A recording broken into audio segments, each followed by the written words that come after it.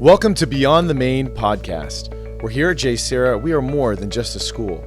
We are more than teachers, coaches, and administrators. We are a community striving together to grow in faith, intellect, and character. Each episode, we will talk to a member of the JSerra community and get a deeper look of who they are as individuals and their expertise in their field. Thanks for joining us, and if you can, please like and subscribe.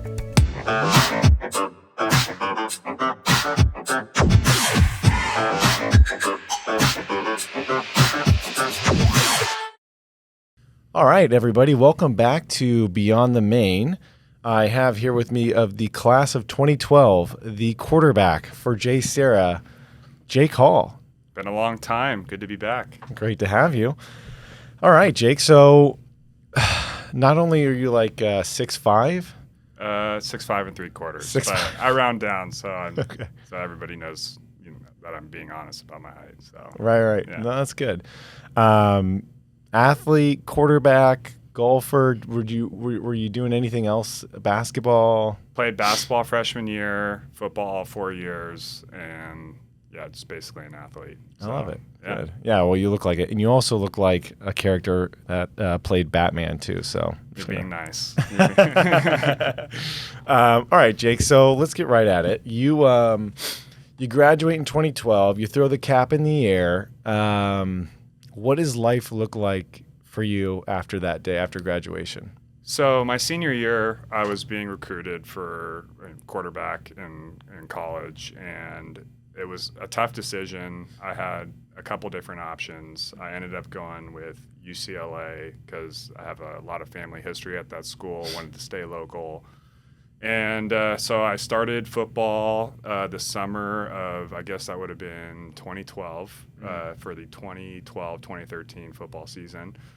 Played there for 4 years, had a great experience, absolutely loved it, had a good base from JSerra on what to expect, how to work, and how to deal with different personalities, which is obviously much different when you get to the college level versus the bubble that you live in JSerra. Totally. So did that, played football 4 years, studied political science, graduated in 2016. Mm-hmm. Yeah, 2016. Tell me some of the schools that you were also thinking about. Were you like? Yeah, so kind of a crazy story. So since I was 8 years old, all I wanted to do was play college football, and it was my dream. It's all I worked for. When I was in middle school, I didn't go to the beach with my friends. Yep. I was working and working on my craft, and when it came recruiting time, I had almost all the Ivy League schools wanting me to go play there. In hindsight, probably a dumb decision to go to JSerra or to UCLA, but so I did that, and then I had a last-minute offer to UNLV, which I wanted to take because it was a full-ride scholarship offer, and ultimately it wasn't in God's plans for me, and it kind of fell through, and I was scrambling to figure out where I was going to go. It was kind of a hectic time in my life, and ended up at UCLA. So it was basically the Ivy League schools, and UCLA had Berkeley and Rice, and I forget what else. I think that's it. So, some good options. Yeah, some good options. Yeah. So ultimately, your heart was like, UCLA and I wanted family history. I wanted to stay local. I wasn't ready at the time, I guess, emotionally to go across the country. Mm-hmm. Just wasn't my personality, and so I stayed local and went to UCLA, and I don't regret it. So I had a good time. Yeah. Good. Okay, so then you, speaking of, hey, I wanted to be a college football player since I was basically born. Yeah. Were you also thinking like the political science realm too? Was that something you were very passionate from a young age, or? Actually, no. So hopefully nobody from UCLA admissions is watching this, but they basically sit you down when you first come into the school as part of the football program, and they sat me down and said, "Hey, you can do whatever you want, and we'll support you. We'll make it happen. But if you want to play football and you want to have a life outside of football, you could either be a history major or political science." Gotcha. And then, okay. So I wanted to do economics, but got talked out of it in my first counselor meeting when I was there. And went that route. So which, hey, makes sense, right? It's conducive to what you're really trying to do at the school. And it was 50 hours a week of football pretty much year round. So it would be tough to do medical. 50. And I worked jobs or internships when I was there too. So it would have been tough to just kind of balance all that. So got it. Okay. Yeah. Okay. So then talk to me a little bit about, I myself, college athlete, not at the UCLA level, but what was that like? And you can take us to freshman year or whatever year you want. What was it like playing at that level? Really fast. Yeah. So when I was at JSerra, Coach Hardigan and Coach Benice ran the program, and they ran a really tight ship. So when you came in as a freshman, first day, shave your head to a 0 and kind of make you just humble yourself on, you're one of the guys just like everybody else. You had to do it as a senior too.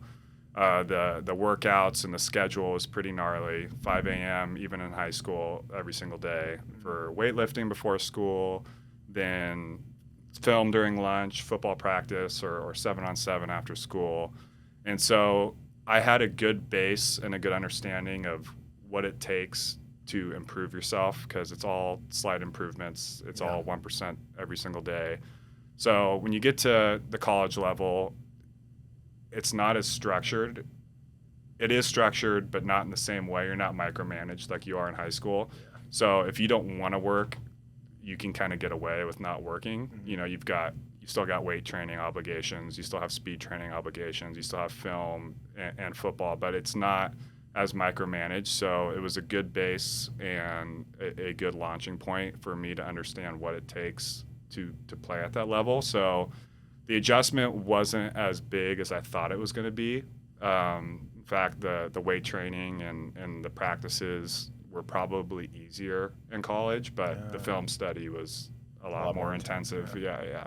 So when I was at JSerra, I was in high school, I watched film a couple hours every day. When you get to the next level, like it's 5-6 hours pretty much every day, at least during season. In the off season, it's not as gnarly, but so it's just becoming a student and understanding what you're supposed to be looking for and what the coaches want. And just in high school, it's pretty obvious what the defense is trying to do, and in college, it's not so obvious. Mm-hmm. So just adjusting to the speed and adjusting to all that. It took a little while, I'd say a couple of years actually, because in high school you're not calling protections or doing anything with them. Well, you are a little bit, but not so much. And in college, you're responsible for everybody.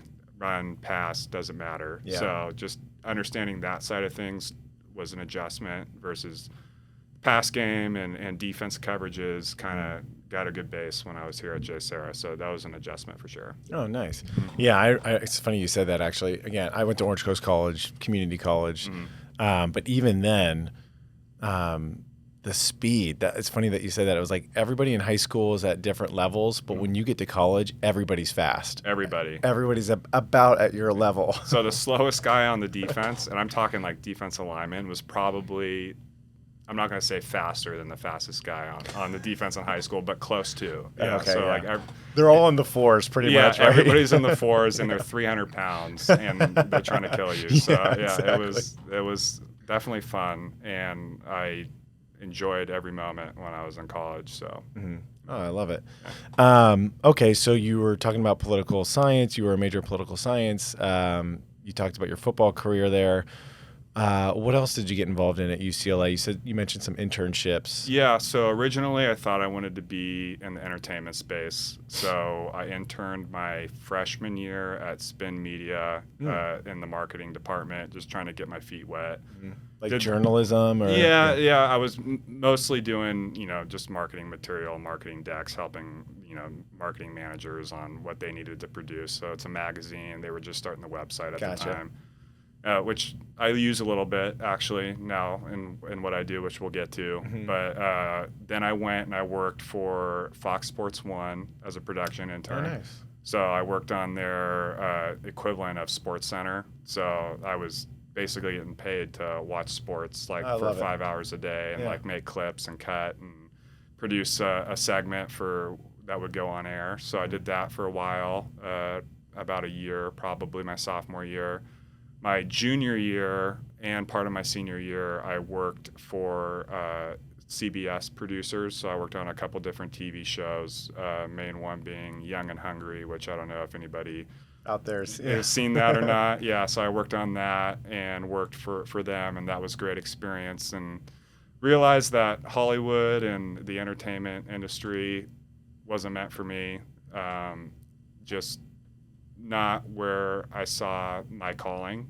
And so it was a struggle my senior year finishing football, which I'd been doing for 8 years and had this structure and this discipline, and then just kind of going out and being a normal guy and trying to figure out and navigate what my day is going to look like and what I wanted to do with my life, especially for, as you know, when you're that age, just a lot of questions and not a lot of answers on what you're supposed to be doing and how you can provide value and how you can be a benefit plus a net plus to society. So ended up deciding I wanted to go into real estate. And so I started working for a single family developer in Southern California when I graduated college. Worked there for 5 years, 6 years. When I was there, they started getting into multifamily space, so apartment development, and I kind of switched over to that side of the business and then moved on from there and got my MBA at UCI in 2018. So just navigating and figured out what my path was and what my passions were and what I was good at. I think that's important, that, it's important to have passion and interests, but that's not always aligned with what gifts God gives you. And just understanding, and being self-reflective on what in particular your calling is. So yeah, that's funny you say that. Actually, I can relate with that. I remember in college, my second year, I dislocated my elbow, was out for the season, and you're just kind of like, okay, you take the helmet off, you take the cape off, and you're like, okay, who am I? Yeah. Right? It's like I've been doing this since I was born. Yeah. And now it's like it sounds like you had a kind of a coming to age moment where it's like, you know what? I love this sport, but at the end of the day, I need a career. And yeah. And I think and I was one of the lucky ones because I knew for pretty early on in my college career I wasn't going on to the next level. So I can kind of start prepping the entire time I was in college on what I want to do and try different things out and see what kind of fits me and fits my skill set. And I'm not going to let you get away with the humble pie there. We actually have Jake's photo downstairs in the locker room and some records that will be posted. So if you ever we'll come see. Yeah, I don't know yet. Yeah. I was trying to figure that out before we got on camera. So. But sorry, go ahead. You were talking. Yeah. So a lot of guys I played with, especially in college, they always had a dream and they had a lot of skill, and a lot of them did end up going on to the league. But even when you go onto the league, it even gets smaller. Yeah, right? It's like razor thin. And it's the average lifespan of an NFL, well, not lifespan, but playing career of an NFL player is 2.5 years. So even if you go onto the league, you're not going to be there for very long. So just having a couple years to figure it out while I'm on the parents' dime was important. Yeah. So. Right. And so I kind of started that transition mentally when I was, 18, 19 years old, and it still was a struggle for me. So just for all the athletes out there, just understand that your sport's not life, and pursue things outside of it. And obviously work hard and make sure that you're committed to what your craft is. But just start to look inwards on what in particular skills or talents that God gave you and pursue that. So, Amen. I'm going to throw you a curveball, Jake. So having just said that, were there any particular habits that so for some of our viewers that might be watching, are there some habits that you felt like you really grew going through sports and being an athlete? Discipline for sure. I woke up at 5 a.m. pretty much every single day from the time I was 14 till I was 22, 23. Wow. So I do not wake up that early anymore. Yeah, no, I can't do that. But just you having that structure, which I know a lot of people, young people, don't have, that don't play sports, it was really, really key. That's why I'm a big proponent, especially in high school, that you play a sport, you are a part of a team, you work on something. Like my mom says, nothing good happens after midnight for when you're under 18. So just having something that you're committed to, that you have to show up for, is important, because as you get older and you get outside into the real world, no one's going to be there to hold your hand. So you have to be, a self-starter and take some initiative. So having that and having a program and a schedule that I had to adhere to kind of, I guess, prep me for what life is after. So I think that's the most important thing.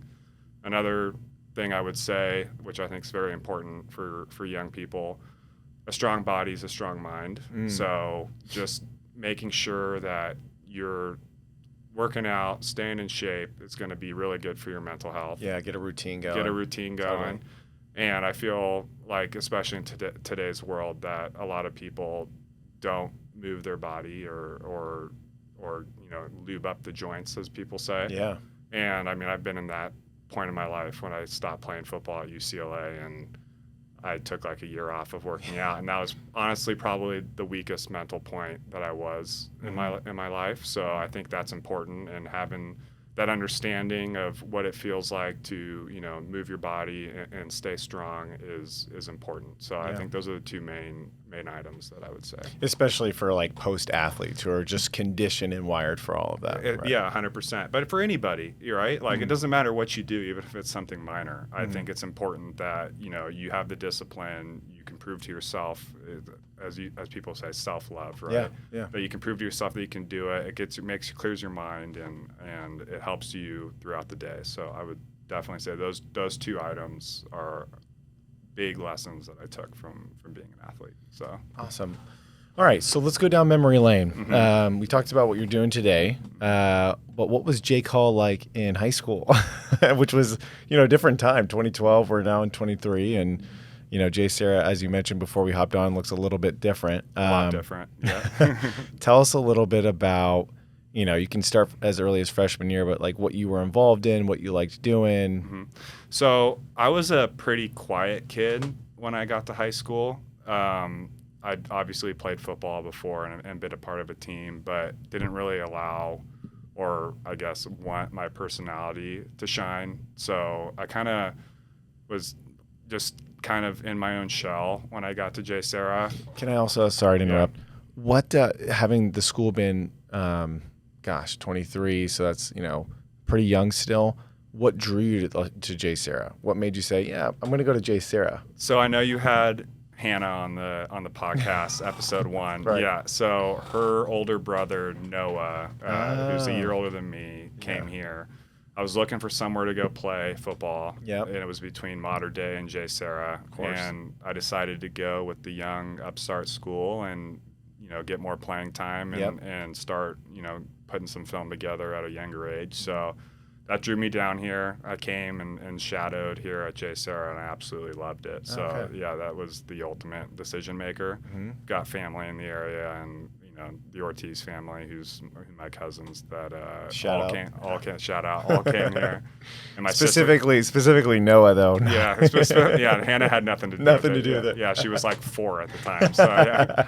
And then my sister came here as well. Okay. So, she was a freshman when I was a senior. So, my little brother did not, but he's the only one in the family who didn't. And then, so it was just a good environment, and wanting to be, at the time, wasn't necessarily my priority, but I'm glad looking back on it. My parents wanted me to be in a faith-based school and faith-based values, and which is a big plus and a big key in a school. And so I kind of was looking at, Mater Dei and JSerra, and just ended up picking here. Nice. So. And did you, were there any other programs? I mean, obviously, again, football takes up a lot of time. Was there any other programs that you were getting involved in, or? So not so much. I played basketball freshman year. Okay. Yeah, and then decided that I can't jump. So that's not going to work for me. I'm tall, but I can't jump. Right, it's not going to last forever. Yeah, no. Yeah, there was no future. So it was basically sports. And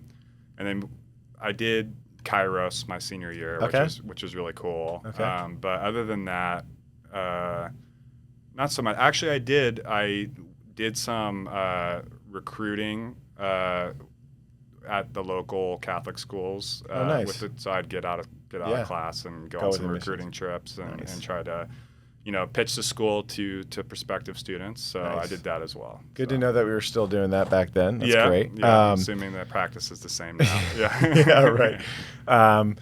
Anybody that you kind of in particular drew close to? Was there like a teacher, or even I'm assuming a coach too, right? That was kind of like a big mentor for you that made an impact? Absolutely. So I guess I'll start on the football side of things. I played for Coach Hardigan and Coach Manise, who have moved on now. They were a big influence on me. Coach Baggerly, who's still here, I think he's the freshman head coach now. Shout out. He was great. He's probably my favorite coach. So had a big influence on me and helped me grow and kind of come out of my shell and be the leader that I needed to be for the program. And so by the time I left, I had no reservations about being myself, but that took a little work. And so on the football side, those three for sure. On the school side, Mr. Summers, love Mr. Summers. Well, he's also a football coach too, so he was my freshman coach. Well, he coaches baseball now. Yeah. So he did both at the time. So now it's just baseball. Okay. He was great. One of my favorite teachers. Mr. Gardner as well. Rest in peace. Rest in peace. Yeah. He was great. His classes were great because he had such passion for what he was teaching that it kind of just rubbed off on you. And so he made, I think it was marine biology at the time, really fun. And just seeing that passion in a subject left a big impact on me. It's so funny how that works. I'll never forget my freshman Spanish teacher. I was like, I don't want to take Spanish, but then this guy just made the class so much fun. Brings it out of you. Yeah. And then Mrs. Desmond, of course, love her. She was a great matriarch of the school at the time. I'm assuming she still is. Yeah, Mama Bear's still here. Yeah, Mama Bear's still here. Yeah, and so she was great. And then Dean Halligan as well, rest in peace. He was fantastic. We had a great administration, a great culture that was established here when I was here, and definitely is a part of who I am today. So. Oh, I love that. Yeah, it sounds like you were totally immersed into the culture, and some people had some good effects on you. And you spoke a little bit about the faith, being a faith-based school. How has JSerra, in that regard, kind of prepped you for the man you are today? So, loaded question. Yeah, loaded question. So, the world and the culture today is going to try to drag you down into the pits. And having that base and that moral code that got established when I was going to church before JSerra, but obviously when I was here, it was a big part of your daily routine. You're in religion class, you're going to mass once a week, and that commitment to your Lord Jesus Christ was very essential. And I don't know if I necessarily appreciated it at the time. I know I did a little bit, but didn't realize what I was getting myself into when you go out into the real world and out of the bubble that is JSerra, and having that moral code and that ethical system that Christianity teaches you, and understanding what the great book says and following that, and making sure that you are trying to live out your best version of yourself for your greater purpose is extremely important. And I wouldn't want my kids, when I eventually have them, going to any other institution other than being raised in a Christian or Catholic based school. And it's very important. And a lot of kids that or I guess men now that I'm friends with that didn't go to religious-based institutions that are religious themselves had a very completely different experience than I did. And having that bedrock to kind of ground yourself to is extremely important. So it definitely prepped me for what life entails, and today, you know, just staying close and staying connected to God is important. Yeah, So, yeah, totally. It's funny, when I brought Hannah on, who's your cousin, she talked about a similar experience that she had on mission trip, and it's interesting to me because it's like JSerra, and maybe it's your family, obviously, Mm-hmm. you know, family and the school being an extension of your family life. Mm-hmm. You end up, whether you like it or not or know it or not, having these habits where it's like, you know, to draw back within, Mm-hmm. you know, to go back to God when things get shaky or in anything, Yeah. right? Yeah. Well, I mean, just, you know, you got school and you've got other things you're doing in life, and to take the time out of the day to respect who ultimately created us is important. And when it's kind of built into your schedule and Right. built into your daily life, it makes it more of a habit than just a more than just a want or an occasional Right, occasional like a thing. cafeteria God. Yeah, exactly. Right. Yeah. Yeah. So it makes it more like your morning coffee rather than just like, you know, Right, just something soda or random. something like Yeah. that. Is there a like at Kairos, or was there ever like a highlight or a big impacted moment that you had during your 4 years? That Yeah, Kairos was incredible. I was skeptical going in because I think I went the second time, and it was like a first semester and a second semester version at the time, if I remember correctly. It's been a while. Yeah. And I remember everybody coming back and, you know, singing its praises, and I was like, oh, okay. What Kool-Aid did you drink? Yeah, we'll see. I'll be the ultimate judge. And I think it was important because at the time I was playing sports, so all my friends basically played football with me, or, you know, some basketball players and some others. But for the most part, if I didn't sweat and bleed with you, I wasn't hanging out with you. Right. And so going and just connecting with the other people in my class and that whole experience was incredible. And that whole retreat, I don't know if you guys still do it. Yeah, we do it three times a year. Okay, Yeah. I highly recommend. I know good. that it's not a requirement, but it should be a requirement. Yeah. And I highly recommend for all students that you do it. It's important. And it's an important experience, and definitely enjoy it and make sure that you're participating. Yeah, So make the best of it. Make the best of it. Even if your mom's telling you got to go. Yeah, exactly. Yeah, it just, I mean, you go in, you're like, oh, I'm gonna do this haphazard. I'm not gonna be fully engaged, but it kind of brings that out of you regardless. So whether you want to be engaged or not, you're going to. It's funny, yeah. And I've led Kairos before, actually, and you know, you see some of the kids that are unfortunately just kind of forced to go, and you know, their head down and whatever. But by the third day, their hands are up, man. Yeah, they're 100%. praising. Yeah, 100%. Yeah, so that was a great experience. That would probably be the highlight. One of the highlights of when I was at JSerra, for sure. And were they doing any mission trips? I know we do Peru now, and no, not at the time. Or if they did, I didn't know about it. Yeah, I don't think so. Okay. But if they did, I didn't participate. Gotcha. Yeah. Okay.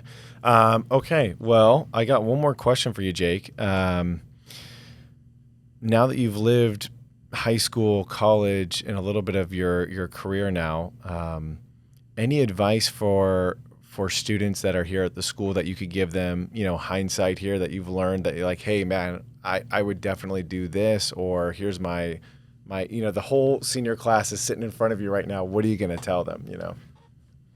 I'm going to rephrase your question to freshman class. Yes. Because retouching on what we talked about earlier about me kind of being in my shell, you don't have to conform to the high school societal structure. And being yourself is very important. And don't worry about, am I cool? Am I not cool? And just what's cool is being yourself. And it doesn't matter what your personality type is. It doesn't matter what your skills are or what you're good at. Like when you graduate, that's what's that's what's important, right? And trying to conform and to be like other people is just doing a disservice to yourself. And I think it's important that you just own who you are and what you like and what you're passionate about and what you're good at,